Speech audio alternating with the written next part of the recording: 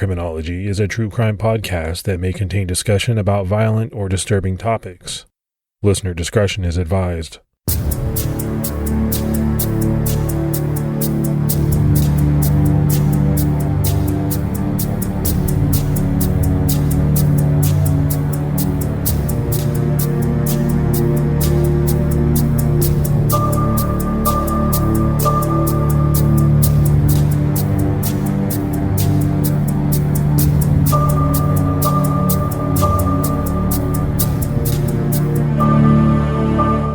I'd like to welcome everyone to episode 74 of Criminology. I'm Mike Ferguson.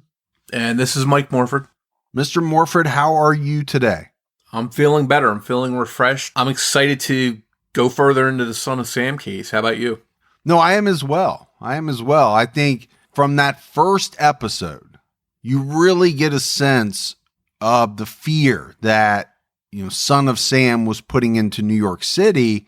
But we've got a lot more to tackle, right? In this case, it's a big case. There's a lot to cover. I mean, that's the reason why it takes 3 episodes. But I think all the details are fascinating. And I said it right up front. David Berkowitz is one of those guys that has always intrigued me. It's really for me around the why, the mental part of his makeup. And what kind of led him down the path to commit the murders that he did? So before we jump right into that, Morph, I do want to make an announcement. I have a new podcast. It's out right now. People can go subscribe. It's called The Reviews Are In.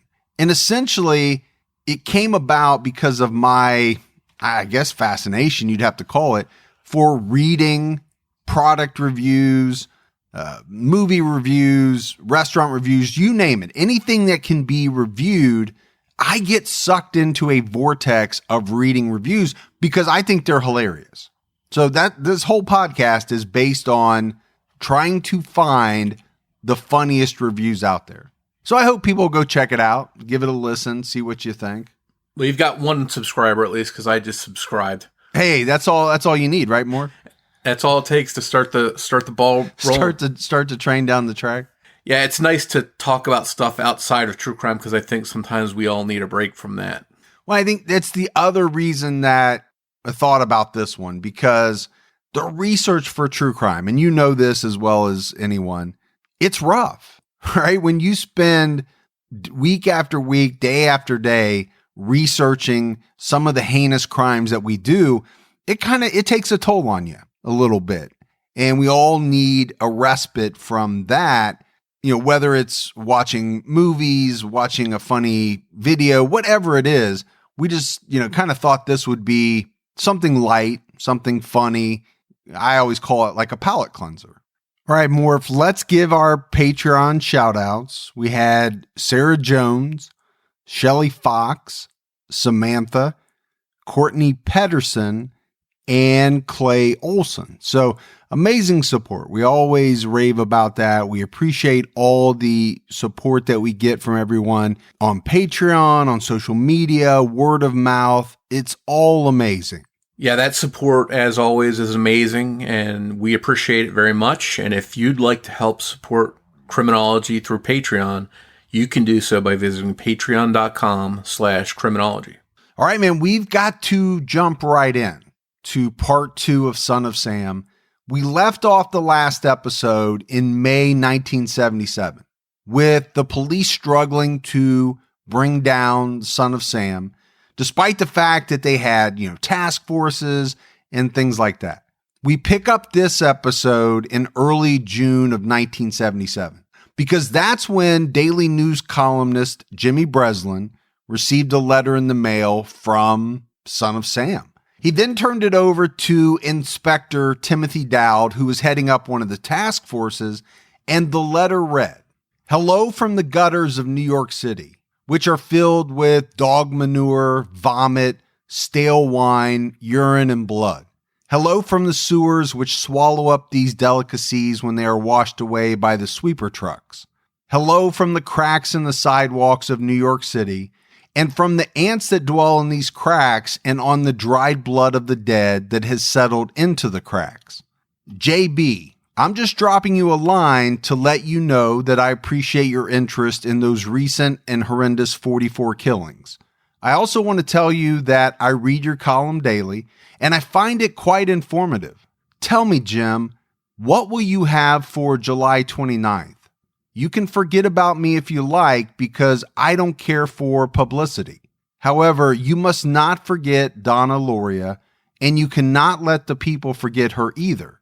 She was a very sweet girl, but Sam's a thirsty lad, and he won't let me stop killing until he gets his fill of blood.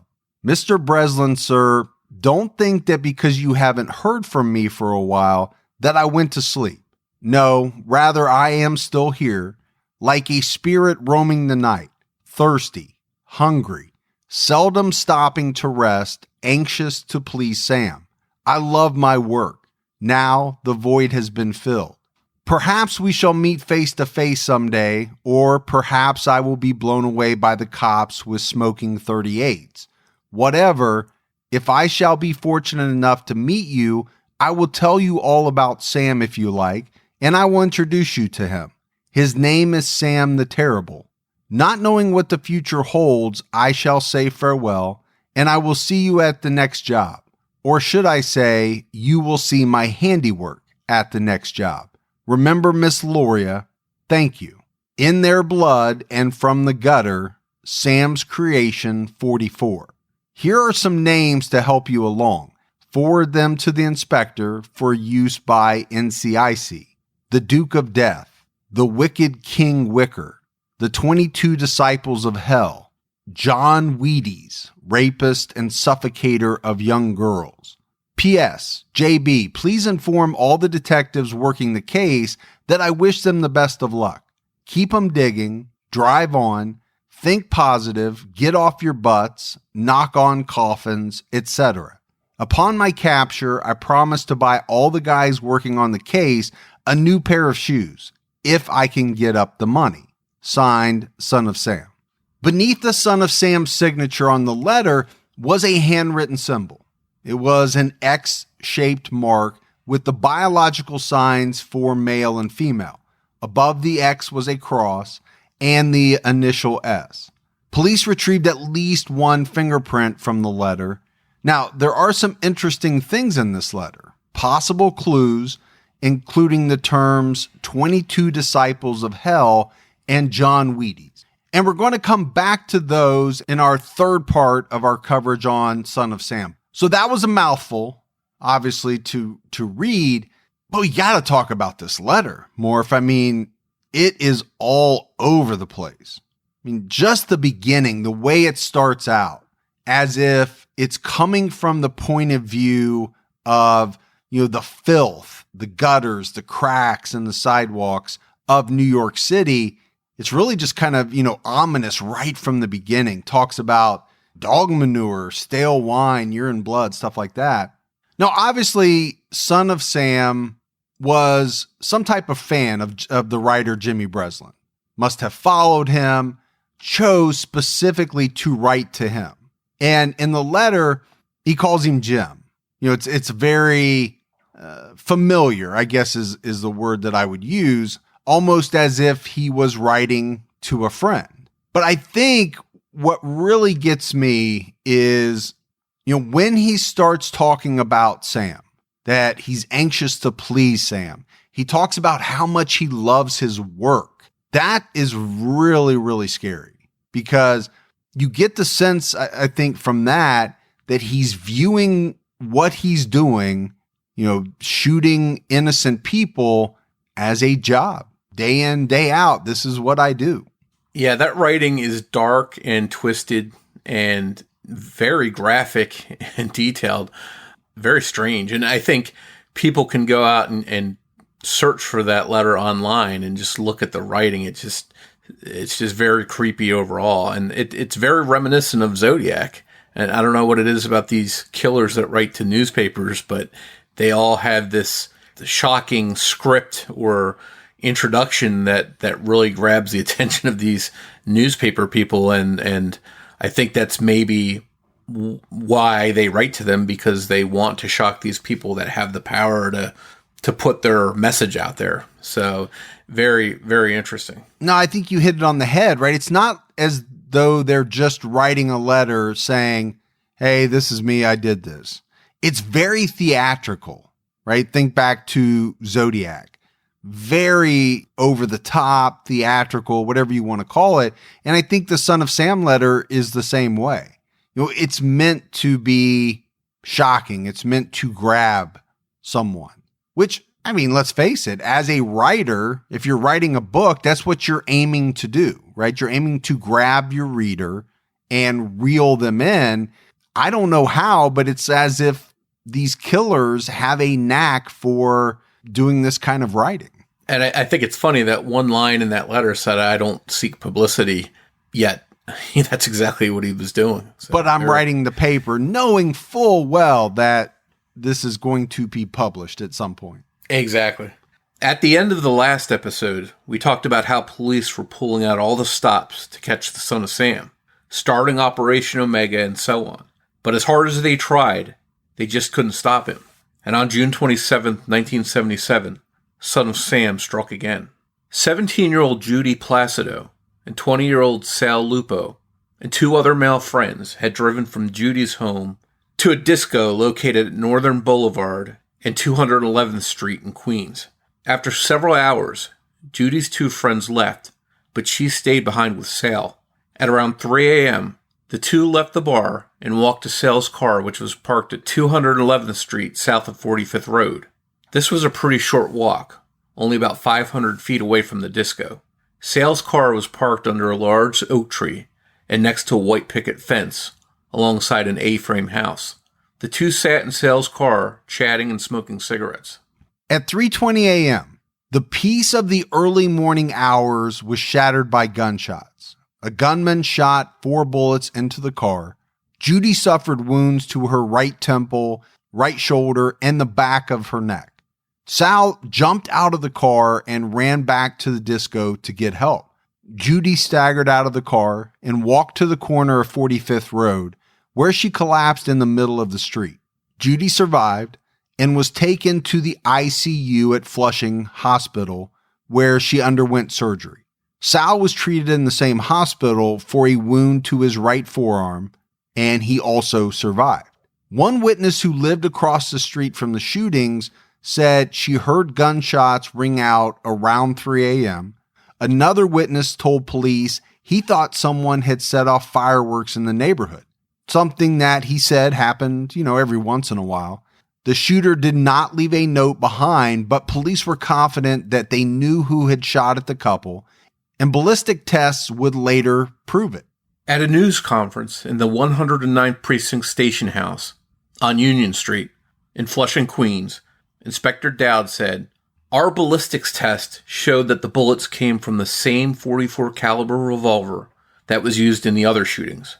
Chief of Detectives John Keenan also said the police thought that the killer might have seen the couple at the disco and overheard them planning to leave, and then he proceeded to follow them to their car.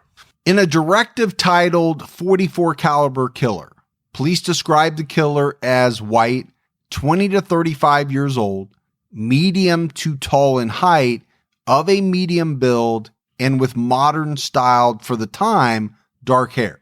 He had a pale complexion, was clean shaven, and had clear skin. This info was based on the cumulative descriptions of the shooter as given by witnesses at various Son of Sam crime scenes. But some of the descriptions of the shooter varied wildly from one attack to the next. And that's something that we'll touch on later. Police assigned 10 more men to the Special Homicide Task Force. Patrol forces in the Bronx and Queens also increased, with more than 100 men patrolling the streets. So in these boroughs of New York City, growing numbers of detectives are being tasked with identifying the Son of Sam, and in the streets, uniformed police officers were challenged to keep their eyes and ears open and to help keep citizens safe. To sum up their frustration, Police Commissioner Michael J. Codd was quoted as saying, "This is worse than looking for a needle in a haystack. In that situation, at least you know where the haystack is. Here, We don't even know what the haystack looks like. In early July 1977, working on a phone tip, detectives looked into the possibility that the killer had taken his name from a lyric from Jimi Hendrix's song Purple Haze. During the song, you can hear a faint incantation, which some people have claimed goes like this: help me, help me, help me, son of Sam, son of Sam. Police acknowledged this could have been a coincidence, and they really didn't feel as though it deserved special attention. So while the Jimi Hendrix lead went nowhere, two $10,000 rewards were offered for the killer's arrest and conviction, one by the Daily News and the other by television station WABC. Son of Sam wasn't the only enemy of New York City residents during the summer of 1977. A terrible and oppressive record-setting heat wave, which started on July 13th, tortured New York City residents. Over 9 days in July, the average high was 97.1, 13 degrees above average. This heat wave was made famous by New York's infamous blackout, which happened on the first day of the heat wave and lasted 2 days, leading to widespread looting and a spike in violent crime and robberies. The high temperature on the final day of this heat wave reached 104 degrees. Surprisingly, during this time when the Big Apple was most vulnerable, Son of Sam didn't strike. Detectives fought on through the heat and continued to try everything they could to identify Son of Sam. Detectives even tried tracking all 28,000 .44 caliber Charter Arms Bulldog revolvers manufactured since 1972. Many of them had not been sold yet, but about 600 were reported stolen nationwide. Charter Arms said the guns were mostly used by those in law enforcement, but were also useful as auxiliary weapons for hunters, for their safety, or for killing wounded prey. This info led some to suspect that Son of Sam may have been a cop. The ammo for that gun was not overly common. It also wasn't cheap, but attempts to track people that had bought .44 caliber ammo came up empty. Police were coming up with some pretty solid leads and persons of interest. One strong one came in through a phone tip. The suspect lived in an apartment not far from where Christine Freund was killed. Police learned the suspect had a history of psychiatric care, had been a military police officer, and his height, weight, and approximate age matched the description of the killer. Detectives Gerald Shevlin and Frank Pergola interviewed the suspect. After arriving at his apartment, the suspect said, "Look, I know why you're here. I bet my wife told you I'm the .44 killer. You see, we're getting a divorce." The suspect said he was with a lady friend on June 26th. Before Shevlin and Pergola left, they asked the suspect for one last favor. They instructed him to write the alphabet and the numbers 1 through 10 on a piece of police department stationery. He became so nervous, he forgot what letter came next and had to start again. Despite this, the detectives did not believe he was their man. Later, they ruled him out altogether. So my assumption, Morf, is that would be pretty nerve-wracking. Even if you knew you didn't do it, you knew you weren't the .44 caliber killer, if police are asking you to get a sample of your handwriting, I think that would be nerve-wracking for me. Just based on, all the research that we've done where evidence leads one way or another and it's not always real. It's not always true. And it sounds like this guy may have been expecting them to come. So maybe she threatened him that she'd tell police that he was Son of Sam, or maybe she really thought that he may have been. But I wonder how common that was in the city at the time for people to just be giving out names just to try and catch the guy. How many innocent people were fingered as being Son of Sam? Well, I think it was a time to not piss off your significant other, your wife, your girlfriend, because you know what? You tick me off, I'm going to turn you in as Son of Sam. The detectives received another strong tip, and they knocked on the door of another young man. And this guy admitted to committing petty crimes, such as breaking windows and some other things. He was also evasive with certain questions, but he denied being the Son of Sam. And the detectives didn't believe he was the killer either. After some digging, they realized that this was just another dead end. In late July, the temperatures in the Big Apple finally dropped, and when they did, Son of Sam came out of hiding. Just after 2:30 a.m. on July 31st, 20-year-old Stacy Moskowitz and her boyfriend, 20-year-old Robert Bobby Violante, were sitting in Bobby's parked car at a lover's lane under a streetlight in the Brooklyn neighborhood of Bath Beach. They chose a quiet area to park next to Bath Beach Park. They sat quietly near a playground and a softball field. They had been gazing at a full moon over Gravesend Bay. The two were kissing and chatting in the car. Son of Sam was definitely not on their mind. After all, he had never struck in Brooklyn. A man walked out of the darkness, approached Bobby's car, and shot into the car, striking both victims in the head. Several residents in the area heard the shots, and they took notice. Some called the police. When police got to the scene, they found Stacy barely clinging to life, and Bobby had severe damage around his eye. They were both rushed to the hospital. Stacy Moskowitz died at 5:22 p.m. from swelling of the brain. According to doctors, Stacy's heart had stopped at least a half a dozen times during the day before she finally died. Bobby's condition stabilized. He told police about the man who had shot them. Bobby's doctor was quoted as saying, "I don't know if he can identify him since we don't know if he'll be able to see. Robert's left eye was shattered and removed, and it could take 3 months to know how much sight his wounded right eye would regain." Eventually, Robert did regain partial vision in his right eye, but he was never able to give a description to police. He never really saw the shooter. In a news conference at the 109th Precinct Station House in Flushing, Chief of Detectives John Keenan said witnesses who had seen the shooting described the shooter as white, between 25 and 35 years of age, 5'7" to 5'10", with a stocky build. The man wore blue denim pants with a gray long-sleeve shirt, sleeves rolled up, wore a denim jacket. Keenan went on to say the gunman was reported to have light, disheveled hair, but he also suggested that this may have been a wig. The only thing that Bobby could add was that before the shooting, he and Stacy had walked through the park at about 2:20 a.m. before heading back to his car. Along the way, they saw a man who seemed to be watching them from the shadows. A crucial witness named Tommy Zano came forward in this latest shooting. He had been parked in his car in front of Bobby's car. He said that while he was parked, he was looking in his rearview mirror when he saw the shooting. Zano worked with police on a new sketch of Son of Sam, and his description of Son of Sam was different than most, and it's very important.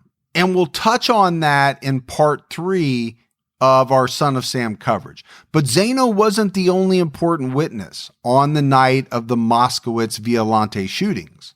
A woman named Cecilia Davis was walking her dog not far from where Stacy and Bobby were parked. She had seen a suspicious man multiple times in front of her apartment. The man stood out to her, and she was frightened of him. Only a moment after seeing this man, she heard gunshots. The information she had proved to be invaluable. When Cecilia Davis finally did go to police to report the suspicious man, she also told them that she had seen a traffic police officer giving a ticket to a car that was parked near a fire hydrant. She said that she saw the man who scared her pulling a ticket off the windshield of a car before getting into it and driving away. So police then checked every car that was ticketed that night in the area where Cecilia said she encountered this man, and one name caught their attention: David Berkowitz. He was an immediate red flag to police. Why was this guy from Yonkers in Brooklyn in the early morning hours during the shooting? This was something they knew they had to check into. On August 10th, 1977, Brooklyn detectives headed to Berkowitz's Pine Street apartment in Yonkers to question him. As they got close to Berkowitz's apartment, they saw that just a street over was Wicker Street, which immediately got their attention, since Son of Sam had used the term King Wicker in a letter. They spotted his cream-colored Ford Galaxy parked out in front of his apartment building, the same car that he was driving the night he was ticketed. When the investigators peeked inside the car, they couldn't believe their eyes. They saw the butt of a machine gun sticking out of a bag. They entered the car since it was unlocked, because they now had probable cause, and found a letter written to Sam Carr in the glove box. The handwriting on it looked unmistakably similar to Son of Sam's. Another letter in the car read in part, "Because Craig is Craig, so must the streets be filled with crime, death, and huge drops of lead poured down upon her head until she was dead. Yet the cats still come out at night to mate, and the sparrows still sing in the morning." The detectives decided to pull back and get backup. Which I really can't blame them for. Again, you read something like that and you think, what? Something's not right here. Whoever wrote this is going through something very strange. That's the only thing I can think of. Let's get some backup. Let's not take any chances. And that had to be an adrenaline rush for the police to go there and find something like that. I mean, even if this guy is not Son of Sam, they know they're dealing with somebody who they should get backup for, and that's what they did. No, I think that's a great point. I mean, I don't think 100% they knew it was Son of Sam, but no matter who it is that wrote that letter, it's an individual that you need to tread lightly with. You need to be careful around. By 10 p.m., policemen from Yonkers, Westchester County, and New York City surrounded the apartment building while they went to get search warrants. Before the search warrants were complete, Berkowitz exited his apartment, walked to his car, and got in. Police converged on the car before Berkowitz could even start it. One officer held his service revolver inches from Berkowitz's temple. David looked a bit surprised at first, but then he smirked and said, "You got me." The officer asked him who he had, and Berkowitz replied, "Sam." He was taken into custody without a shot being fired. A .44 caliber Bulldog revolver sat on the seat beside him, covered in a paper bag. Floyd Calber, the news of the arrest of suspect David Berkowitz. Jane, the man's name is David Berkowitz. He is an unmarried 24-year-old postal worker. He's a veteran of Korean service with the United States Army. When he was arrested late last night in his apartment in Yonkers, New York, he told the officers, "Okay, you've got me." David Berkowitz is expected to be booked, as Jane mentioned, in Brooklyn this morning and formally accused of committing at least one of 6 murders in the New York area in just the past year. Specifically, they expect him to be booked for the murder of 20-year-old Stacy Moskowitz on July the 31st. In the end, a parking ticket proved to be the undoing for Berkowitz. Here's Robert Hager with more of the story. This is the man police believe to be the Son of Sam, the .44 caliber killer who has killed 6 and wounded 7 in a string of attacks over the last 13 months. He was arrested outside his apartment in Yonkers, New York at 10:30 last night and brought to police headquarters about midnight. He is David Berkowitz, a 24-year-old postal worker who lived alone. He was smiling as he was brought in. Detectives displayed a .44 caliber pistol found in Berkowitz's car. The police lab says its tests indicate this was the gun used in the most recent Son of Sam slaying. Ballistics section has just called and told us that the .44 caliber gun recovered tonight has been tested, and the bullets match the bullets recovered from Stacy Moskowitz. New York's Mayor Beam appeared after midnight.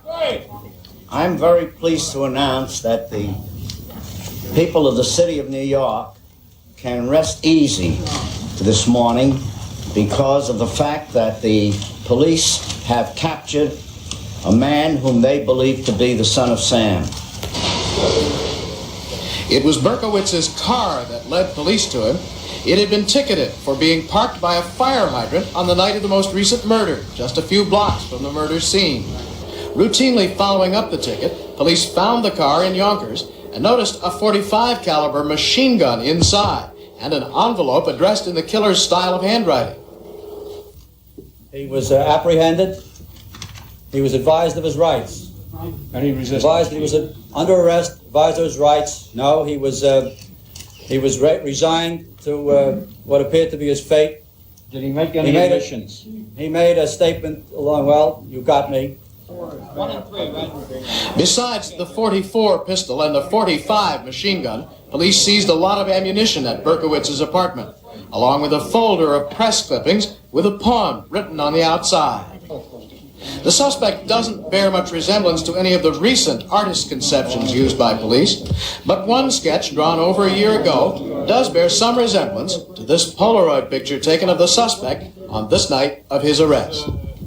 While residents of New York City cheered the arrest and they felt that they could breathe a little easier, the work for police continued. They were focused on the Craig is Craig letter found in David's possession. They weren't sure who Craig was, but there was a strange connection. Craig Glassman was a Westchester County deputy sheriff and one of the 15 policemen from Yonkers, New York City, and Westchester who aided in David's arrest.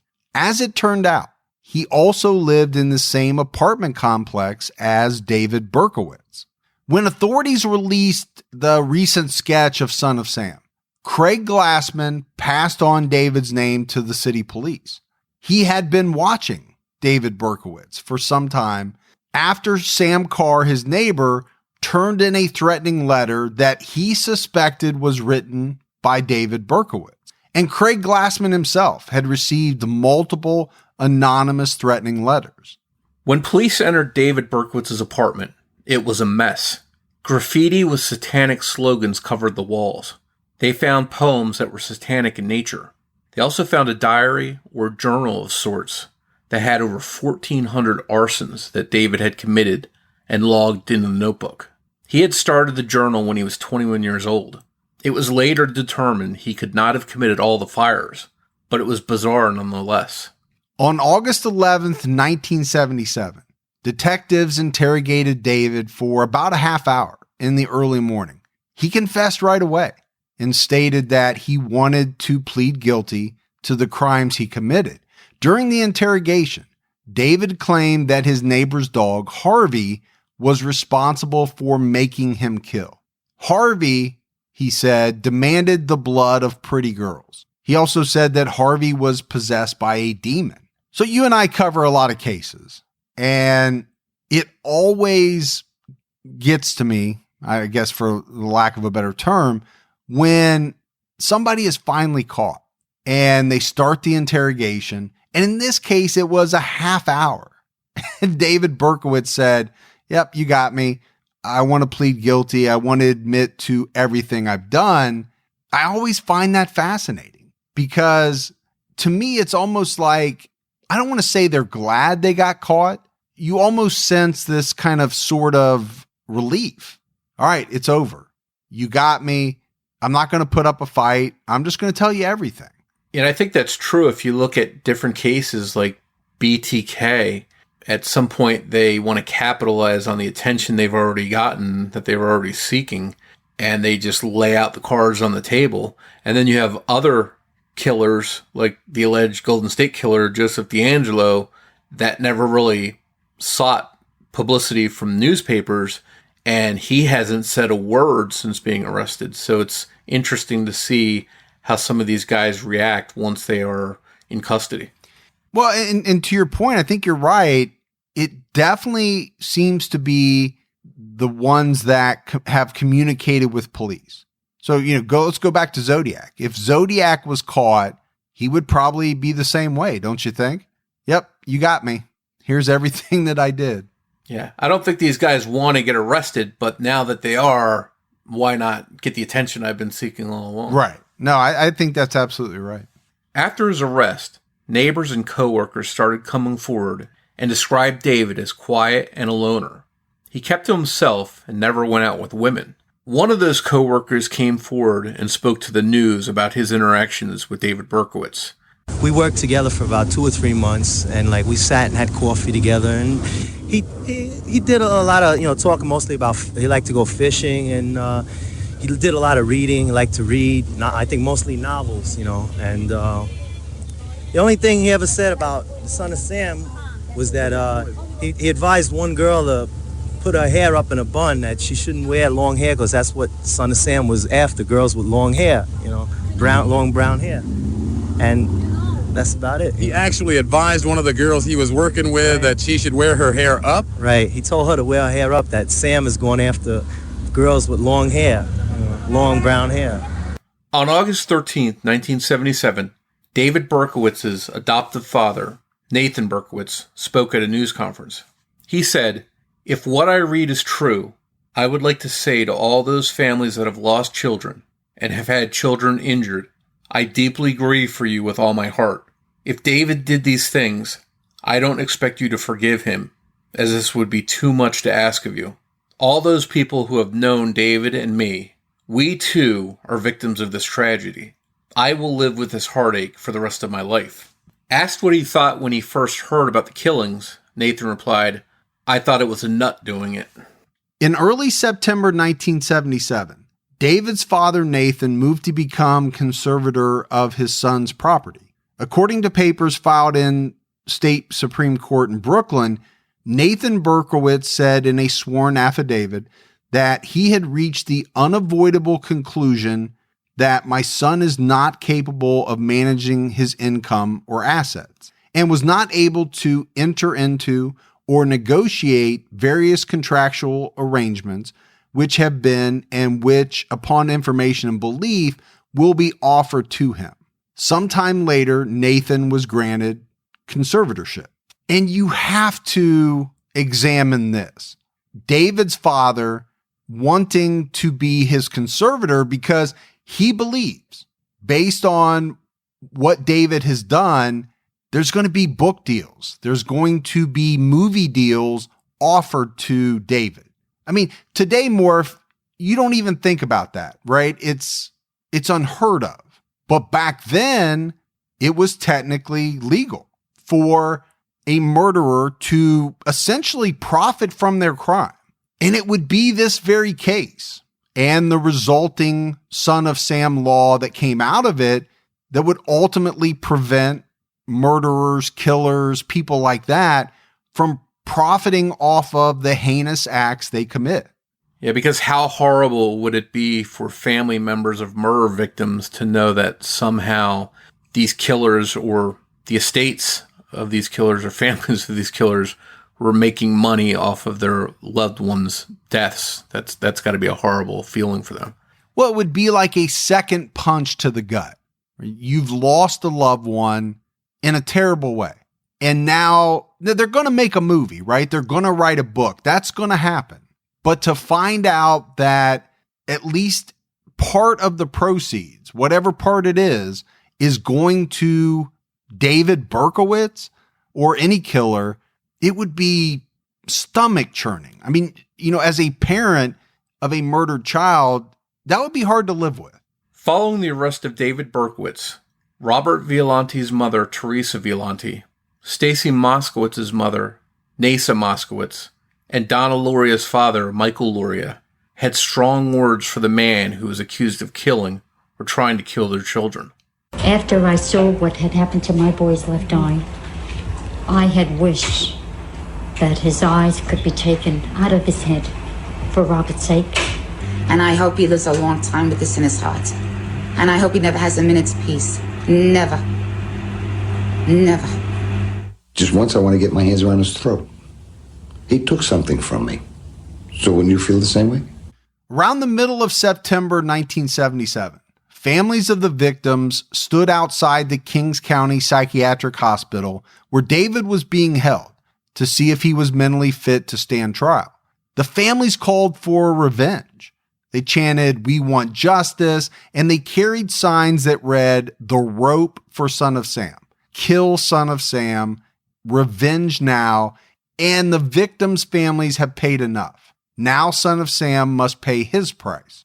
This hour-long demonstration was organized by Eva Maria Fronde, the 20-year-old sister of Christine. Eva Maria and John Deal both asked the family and friends of those killed or wounded by Son of Sam to attend the demonstration. In total, there was about 35 demonstrators.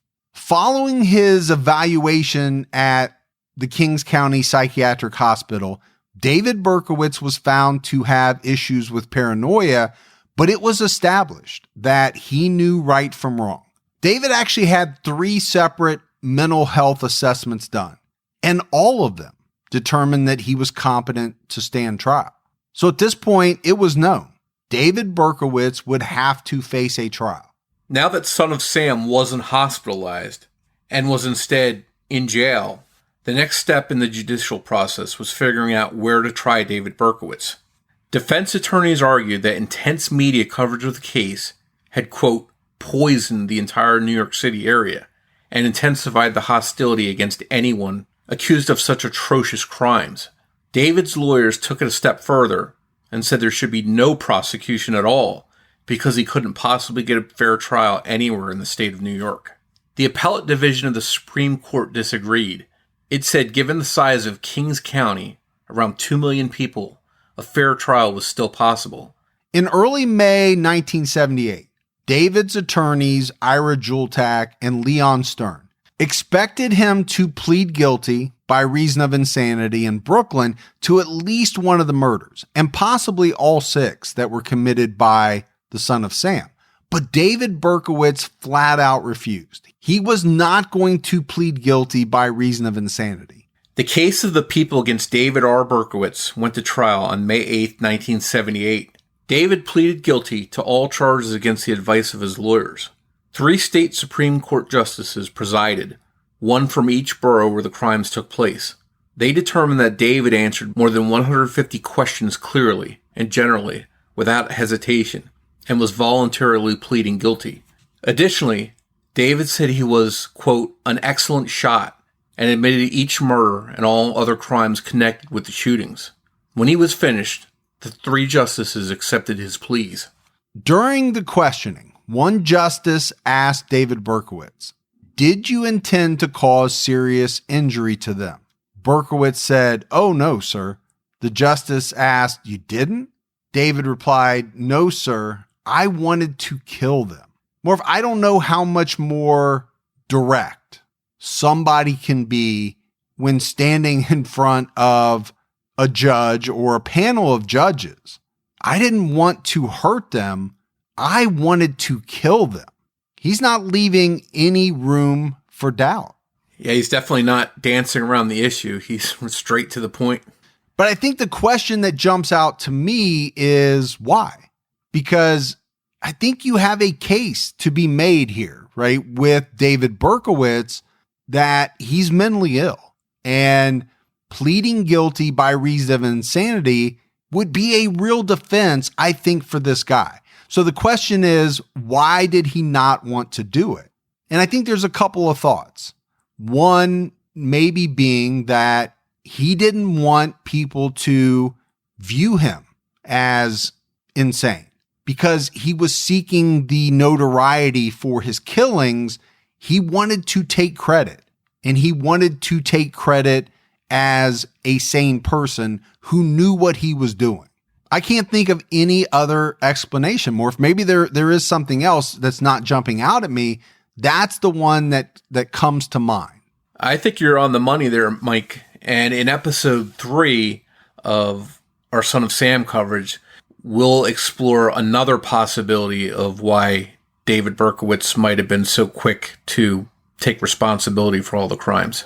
David Berkowitz faced maximum concurrent sentences of 25 years to life for all 6 counts of murder.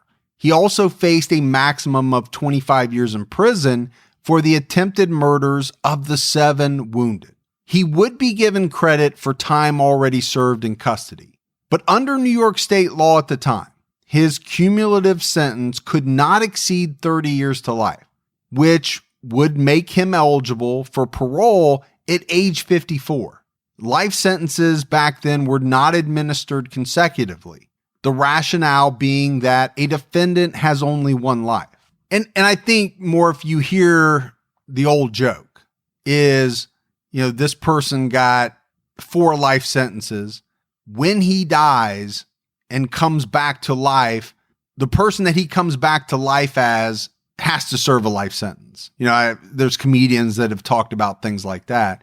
But in reality, I think thinking of it in 2019 terms, it's almost unbelievable to think that a person that killed 6 people, wounded 7 others, and pretty much immediately took credit for his crimes, could possibly get out after 30 years. In today's environment, that's unimaginable.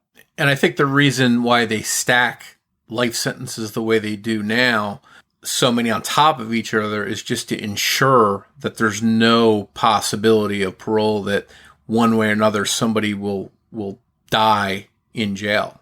Yeah, I mean, they don't want to take the chance on somebody like David Berkowitz getting out, right? I get that.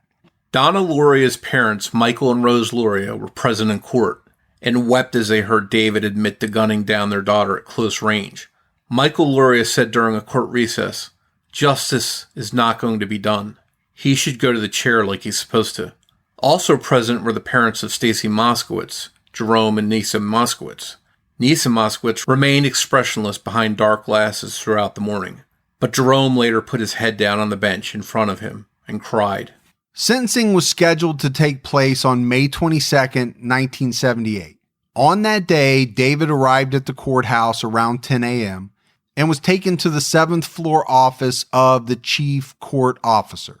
But all of a sudden, David rushed toward a large window as if he was going to jump through it. Court officers battled with him. One of them even suffered a torn leg muscle. Another was bitten on the arm. 90 minutes later, David was finally led into the crowded courtroom. When he walked in, he chanted, "Stacy is a whore." Stacy's mother, Nasa Moskowitz, screamed at him, "You're an animal." And then Berkowitz began loudly taunting. That's right, her. I'd kill her again. I'd kill them all again. So I think right off the bat, doing what David Berkowitz did, you're telling everyone, I have no remorse. He literally says it. I'd kill them all again. And taunting the parents of murder victims. It's heart-wrenching that Nasa Moskowitz, who lost her daughter Stacy, has to sit in court and hear David Berkowitz taunt her about the way or the fact that he killed her daughter. I don't blame her. I would scream. I would probably be the guy that tried to jump over the railing. I'd be caught on YouTube. I wouldn't be able to sit there and take it, Morf. I'm with you there, because if I was in court and I was going through that, I don't know what I would do in that situation. But just to sit there and have this guy call your dead daughter a whore, I just can't even imagine what went through their minds. Robert Violante, who was recovering from being blinded in a Son of Sam attack, shouted, "You should get killed, you creep." The courtroom erupted in complete chaos, and David was dragged out of court by a half a dozen guards. David's sentencing was postponed to June 12th, and the court scheduled a new psychiatric examination on his competency, the third ordered by a court. Sentencing finally took place on June 12th, 1978. He appeared calm and subdued as he entered the courtroom, a far cry from his bizarre behavior on May 22nd. David Berkowitz was sentenced to the maximum prison term of 25 years to life for each of the 6 murders. Justice Nicholas Saukalis of Queens sentenced David to up to 25 years in prison for wounding Carl Denaro in Flushing, Queens. He also sentenced David to a consecutive sentence of up to 25 years for the assault on Carl's companion, Rosemary Keenan, who escaped injury.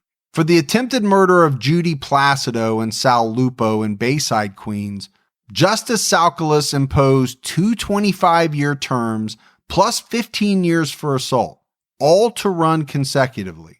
Justice William Capelman of the Bronx imposed sentences of 25 years to life for the murder of Valentina Suriani and Alexander Esau, and for the murder of Donna Luria. For the attempted murder of Jody Valenti, Donna's friend, he imposed a 25-year sentence.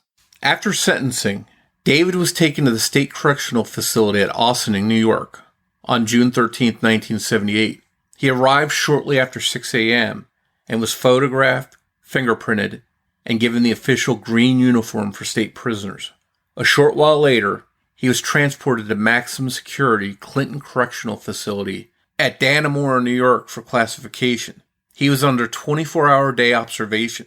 There, he would be given new medical and psychiatric exams.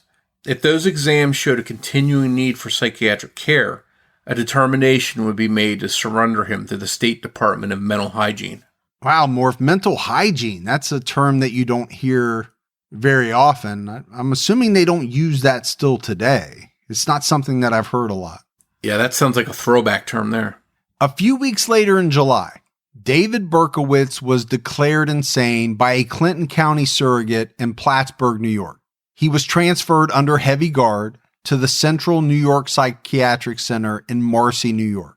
David remained there for about 4 months. Then in November 1978, he was transferred to Attica Correctional Facility in Attica, New York, where he stayed for 10 years.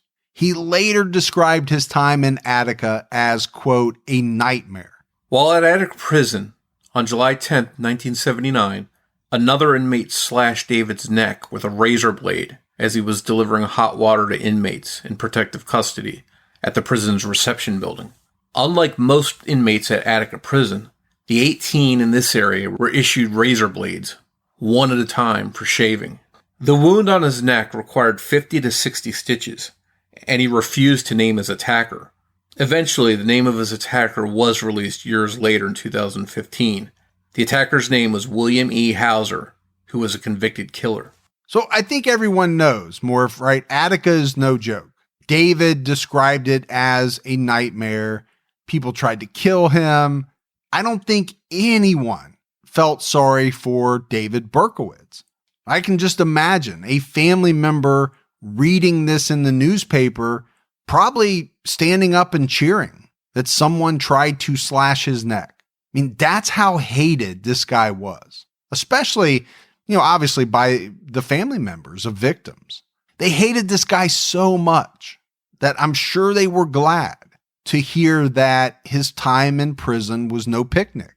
And you would think somebody infamous like the Son of Sam would have a big target on his back in prison for other prisoners that were looking to get some notoriety. Well, sure. I mean, what better way to get some cred in prison than to kill the infamous David Berkowitz?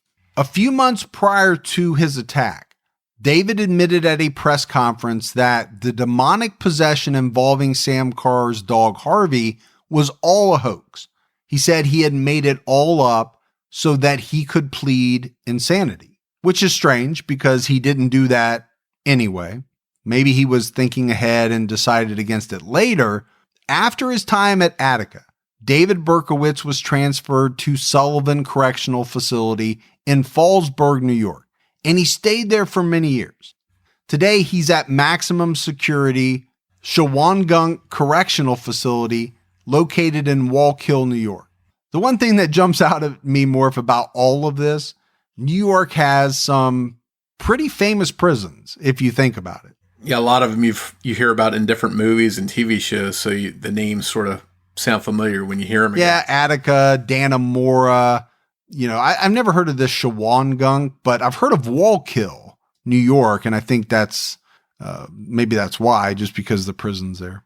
21 years after David was sentenced to prison, the movie Summer of Sam was released in July 1999. The movie received mixed reviews. The film was directed by Spike Lee and starred several known actors such as John Leguizamo, Mira Sorvino, and Adrian Brody. Jimmy Breslin starred as himself in the film. The movie was not well received by the victims' families, and even David Berkowitz reportedly wept in prison over it. And so far, it's been the only major movie made about the Son of Sam case. And that's really kind of surprising to me. You and I talk a lot about the movie Zodiac. I think most people, it's kind of universally thought of as a very good movie. Then you have this Son of Sam case, which is very fascinating in its own right. I've seen the movie. It's all right.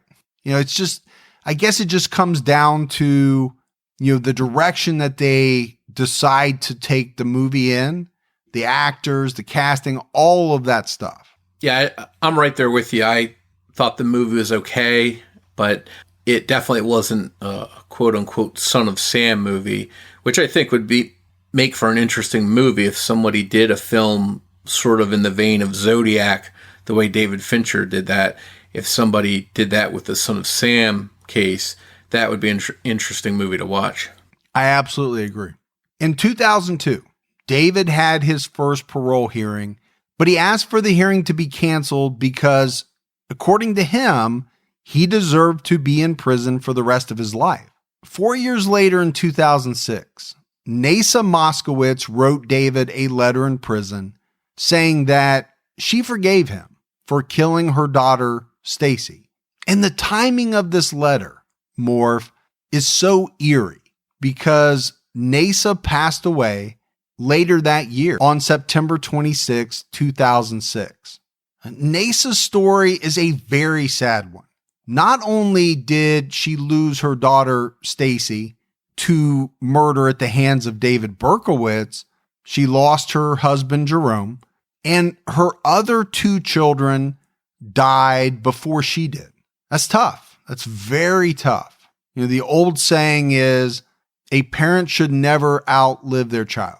This woman suffered a great deal, and it wasn't only at the hands of David Berkowitz.